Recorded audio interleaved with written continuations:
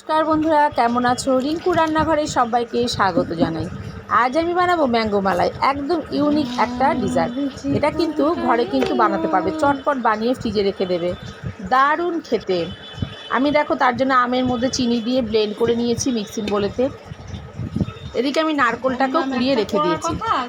গরমকালে এখন প্রচুর আমের সিজন, নানা রকম আম দিয়ে নানা রকম জিনিস কিন্তু তৈরি করা যায়।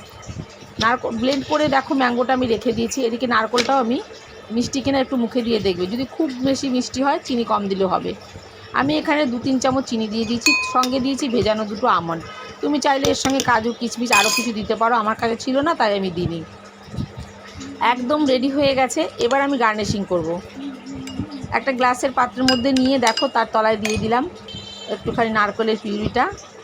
এবার আলতো হাতে আমটাকে ঢেলে নেব, আম পিউরিটাকে ঢেলে নিয়ে দেখো একটু নাড়াচাড়া করে বসিয়ে দেবে।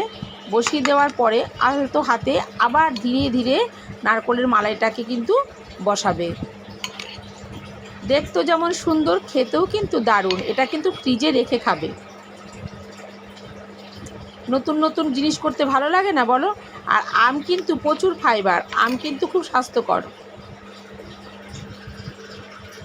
দিয়ে দিলাম ওপরে একটা চেরি, দেখতে কিন্তু দারুণ লাগছে, একদম ইউনিক।